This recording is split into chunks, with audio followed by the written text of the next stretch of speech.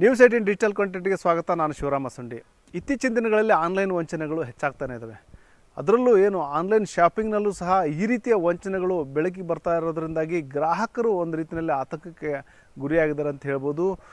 ಹುಬ್ಬಳ್ಳಿಯಲ್ಲಿ ಒಂದು ನಡೆದಂತಹ ಘಟನೆ ಒಂದು ರೀತಿಯಲ್ಲಿ ಯಾರು ಒಂದು ವಸ್ತುವಿಗಾಗಿ ಬುಕ್ ಮಾಡಿದ್ರು, ಅವರು ಒಂದು ರೀತಿಯಲ್ಲಿ ಆ ಒಂದು ಬಂದಂಥ ವಸ್ತುಗಳು ನೋಡಿ ಶಾಕ್ ಆಗಿದ್ದಾರೆ.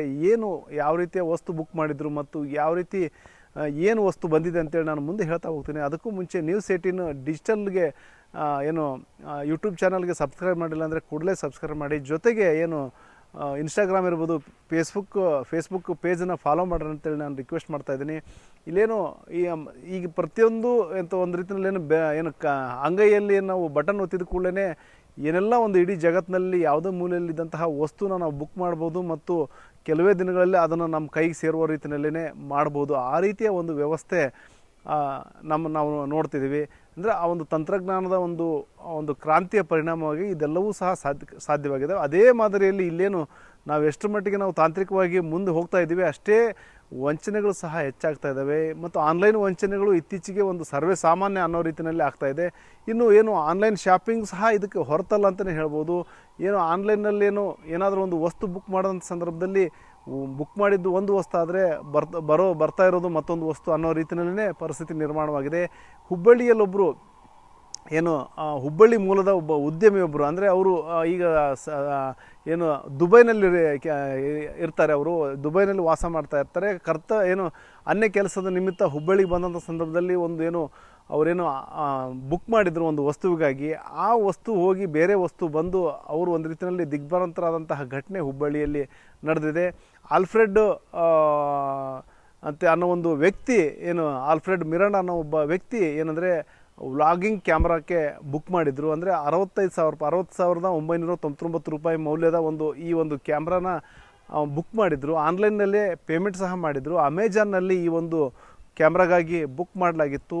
18ನೇ ತಾರೀಕು ಬುಕ್ ಮಾಡಿದ ನಂತರ 4 ದಿನಗಳ ಅಂತರದಲ್ಲಿ ಆ ಒಂದು ಪಾರ್ಸಲ್ ಸಹ ಬರುತ್ತೆ. ಅಂದರೆ ಅವರೇನು ಹುಬ್ಬಳ್ಳಿಯಲ್ಲಿ ಎಲ್ಲಿ ವಾಸ್ತವ್ಯ ಮಾಡಿದರು, ಖಾಸಗಿ ಹೋಟೆಲ್ ಇತ್ತು, ಆ ಒಂದು ಖಾಸಗಿ ಹೋಟೆಲ್ನ ಅಡ್ರೆಸ್ಗೆ ಆ ಒಂದು ವ್ಲಾಗಿಂಗ್ ಕ್ಯಾಮ್ರಾನ ಬುಕ್ ಮಾಡಿದರು. ಅದು ಸಹ ಅವರು ತಮ್ಮ ಬಗ್ಗೆ ಒಂದು ಪುಸ್ತಕ ಬರೆಯಲಾಗಿತ್ತು. ಆ ಒಂದು ಪುಸ್ತಕ ಬಿಡುಗಡೆ ಹಿನ್ನೆಲೆಯಲ್ಲಿ ಆ ಒಂದು ಕಾರ್ಯಕ್ರಮದಲ್ಲಿ ಪಾಲ್ಗೊಳ್ಳಿಕ್ಕೆ ಅಂತಲೇ ಆಲ್ಫ್ರೆಡ್ ಮಿರಾಂಡ ಅವರು ಹುಬ್ಬಳ್ಳಿಗೆ ಬಂದಿದ್ದರು. ಅದೇ ಸಂದರ್ಭದಲ್ಲಿ ಆ ಪುಸ್ತಕ ಬಿಡುಗಡೆಗೆ ಬರ್ತಾ ಇರುವಂತಹ ಗೋವಾದ ಒಬ್ಬ ಸ್ನೇಹಿತರೊಬ್ಬರಿಗೆ ಈ ಒಂದು ವ್ಲಾಗಿಂಗ್ ಕ್ಯಾಮ್ರಾನ ಕೊಡಬೇಕನ್ನೋ ಒಂದು ಉಡುಗೊರೆಯಾಗಿ ಕೊಡಬೇಕನ್ನೋ ಒಂದು ಸದಿಚ್ಛೆಯಿಂದ ಆ ಒಂದು ಕ್ಯಾಮ್ರಾನ ಬುಕ್ ಮಾಡಿದರು. ಅಮೆಜಾನ್ನಲ್ಲಿ ಆನ್ಲೈನ್ ಪೇಮೆಂಟ್ ಮಾಡೋ ಮೂಲಕ ಆ ಒಂದು ಕ್ಯಾಮ್ರಾನು ಸಹ ಬುಕ್ ಮಾಡಿದರು.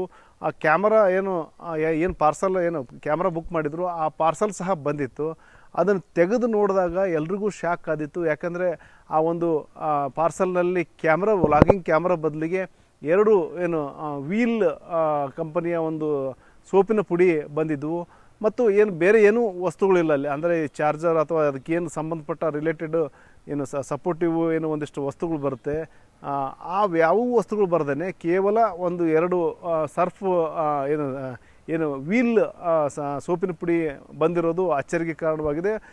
ಒಂದು 61,000 ಅಂದರೆ ಕಡಿಮೆ ಮೊತ್ತ ಅಲ್ಲ. ಅದೇನೇ ಇರಲಿ, ಕಡಿಮೆ ಮೊತ್ತದಿರಲಿ ಅಥವಾ ಹೆಚ್ಚಿನ ಮೊತ್ತದಿರಲಿ, ಆದರೆ ಯಾವ ವಸ್ತು ಬುಕ್ ಮಾಡಿರ್ತಾರೋ ಆ ವಸ್ತು ಬಂದರೆ ಖಂಡಿತವಾಗಿ ಖುಷಿ ಇರ್ತದೆ ಮತ್ತು ಸಮಾಧಾನ ಇರ್ತದೆ. ಆದರೆ ಇಲ್ಲಿ ಬುಕ್ ಮಾಡಿದ್ದು ಒಂದು ವಸ್ತು ಆದರೆ ಬಂದಿದ್ದು ಮತ್ತೊಂದು ವಸ್ತು. ಅದು ಸಹ ಸೋಪಿನ ಪುಡಿ ಬೆಲೆ ಎಷ್ಟು ಹಬ್ಬ ಬಂದರೆ ಒಂದು 100 ರೂಪಾಯಿ ಬೆಲೆ ಬಾಳೋದಾಗಿರ್ಬೋದು. ಆದರೆ ಇಲ್ಲಿ 61,000 ರೂಪಾಯಿ ತೆಗೆದುಕೊಂಡಂತಹ ಈ ಆನ್ಲೈನ್ ಶಾಪಿಂಗ್ 61,000 ರೂಪಾಯಿ ಹಾಕಿದಂಥ ಸಂದರ್ಭದಲ್ಲಿ ಬಂದಿರೋದು ಒಂದು 100 ರೂಪಾಯಿ ಮೌಲ್ಯದ ಒಂದು ಸೋಪಿನ ಪುಡಿ ಬಂದಿದೆ. ಹಾಗಾಗಿ ಅವರು ನಂತರದಲ್ಲಿ ಒಂದಷ್ಟು ಆಲ್ಫ್ರೆಡ್ ಮಿರಾಂಡ ಅವರು ಆ ಒಂದು ಅಮೆಜಾನ್ ಕಸ್ಟಮರ್ ಕೇರ್ ನಂಬರ್ಗೆ ಕಾಲ್ ಮಾಡ್ತಾರೆ. ಏನೆಲ್ಲ ಪ್ರಯತ್ನ ಮಾಡಿದ್ರು ಸಹ ಸಕಾರಾತ್ಮಕವಾಗಿ ಸ್ಪಂದನೆ ಸಿಕ್ಕಿಲ್ಲ ಮತ್ತು ನಾನು ಏನು ಮಾಡಬೇಕು ಅನ್ನೋ ಒಂದು ಪ್ರಶ್ನೆ ಆಲ್ಫ್ರೆಡ್ ಮಿರಾಂಡ ಅವ್ರದ್ದಾಗಿದೆ. ಮತ್ತು ಅವ್ರ ಸ್ನೇಹಿತರು ಸಹ ಒಂದು ಅಚ್ಚರಿಗೆ ಒಳಗಾಗಿದ್ದಾರೆ. ಯಾಕಂದರೆ ಆಲ್ಫ್ರೆಡ್ ಅವರು ಹೇಳೋ ಪ್ರಕಾರನೇ ಸಾಕಷ್ಟು ಸಾರಿ ನಾನು ಈ ರೀತಿಯ ಒಂದು ವಸ್ತುಗಳನ್ನ ನಾನು ದುಬೈನಲ್ಲಿದ್ದಾಗ ಮತ್ತು ಶಾರ್ಜಾನಲ್ಲಿದ್ದಾಗ ಬುಕ್ ಮಾಡ್ತಾ ಇದ್ದೆ. ಯಾವತ್ತೂ ಸಹ ಈ ರೀತಿಯ ಒಂದು ಮೋಸ ಆಗಿಲ್ಲ, ವಂಚನೆ ಆಗಿಲ್ಲ. ಆದರೆ ಇದೇ ಮೊದಲನೇ ಬಾರಿಗೆ ನಾನು ಬುಕ್ ಮಾಡಿದ್ದು ವಸ್ತು ಒಂದಾದರೆ ಬಂದದ್ದು ವಸ್ತು ಮತ್ತೊಂದಾಗಿದೆ ಅನ್ನೋ ಒಂದು ಮಾತನ್ನು ಹೇಳಿದ್ದಾರೆ. ಮತ್ತು ಕಸ್ಟಮರ್ ಕೇರ್ಗೇನು ಆ ಒಂದು ಕಂಪ್ನಿ ಸಂಬಂಧಪಟ್ಟ ಸಂಸ್ಥೆ ಕಸ್ಟಮರ್ ಕೇರ್ಗೆ ಫೋನ್ ಮಾಡಿದ್ರು ಸಹ ಯಾವುದೇ ರೀತಿಯ ಒಂದು ಸ್ಪಂದನೆ ಸಿಗ್ತಾ ಇಲ್ಲ ಮತ್ತು ನಾನು ದುಡ್ಡಿನ ಕತೆ ಏನು, ನಾನು ಏನು ಒಂದು ಪ್ರೀತಿಯಿಂದ ಏನು ಉಡುಗೊರೆ ಆಗಿ ಕೊಡ್ಬೇಕಂತೇಳಿ ಅಂದ್ಕೊಂಡಿದ್ದಂಥ ಕ್ಯಾಮ್ರಾದ ಕತೆ ಅನ್ನೋ ಒಂದು ಪ್ರಶ್ನೆ ಅವ್ರದ್ದಾಗಿದೆ. ಇನ್ನು ಅವ್ರ ಸ್ನೇಹಿತರು ಸಹ ಒಂದು ಅಚ್ಚರಿ ವ್ಯಕ್ತಪಡಿಸಿದ್ದಾರೆ. ಈ ರೀತಿಯ ಒಂದು ಮೋಸ ಮಾಡೋದು ಅಥವಾ ವಂಚನೆ ಸರಿಯಾದ ಕ್ರಮವಲ್ಲ. ಇಲ್ಲಿ ಎಲ್ಲಿ ಮೋಸ ಆಗಿದೆ ಅನ್ನೋದ್ರದ್ದು ಪತ್ತೆ ಹಚ್ಚಬೇಕು. ಯಾಕಂದರೆ ಯಾವುದೇ ಒಂದು ಸಣ್ಣ ಈ ರೀತಿಯ ಒಂದು ವ್ಯತ್ಯಾಸಗಳಾದಂಥ ಸಂದರ್ಭದಲ್ಲಿ ಸಂಬಂಧಪಟ್ಟವರು ಅದ್ರ ಬಗ್ಗೆ ಒಂದು ದೂರನ್ನು ಸ್ವೀಕರಿಸುವ ಮೂಲಕ ಮತ್ತು ಎಲ್ಲಿ ತಪ್ಪಾಗಿದೆ ಅನ್ನೋದನ್ನು ರೆಕ್ಟಿಫೈ ಮಾಡಿ ಏನು ಯಾವ ವಸ್ತು ಬುಕ್ ಮಾಡಿದ್ರು ಅದನ್ನು ತಲುಪಿಸುವಂಥ ವ್ಯವಸ್ಥೆನ ಆಗಬೇಕು. ಇಲ್ಲಾಂದರೆ ಆ ಒಂದು ಆನ್ಲೈನ್ ಸಂಸ್ಥೆಗಳ ಮೇಲೆ ಏನು ಶಾಪಿಂಗ್ ಇದ್ರ ಬಗ್ಗೆನೇ ಒಂದು ನಂಬಿಕೆ ಕಳ್ಕೊಳ್ಳುವಂಥ ಪರಿಸ್ಥಿತಿ ನಿರ್ಮಾಣವಾಗಿತ್ತು ಅನ್ನೋ ಒಂದು ಮಾತನ್ನು ಆಲ್ಫ್ರೆಡ್ ಸ್ನೇಹಿತರು ಸಹ ಹೇಳಿದ್ದಾರೆ. Online 2 days back, and yesterday when I opened, I was surprised to get washing powder inside. I was expecting the camera, but instead of camera, I got washing powder, which I'm surprised. But I do a lot of Amazon shopping in Dubai. Always I get my goods proper, no cheating. This first time in my life I get cheat. Like I got this cheated with this. This 60,000 rupees. 60,995. 60,995 by debit card paid.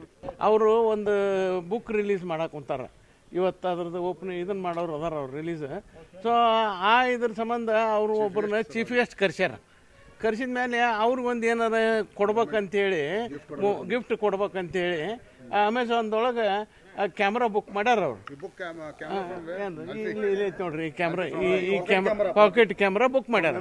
So ಮಾಡಿ ಅಮೆಝಾನ್ದಿಂದ ಮಾಡ್ಯಾರ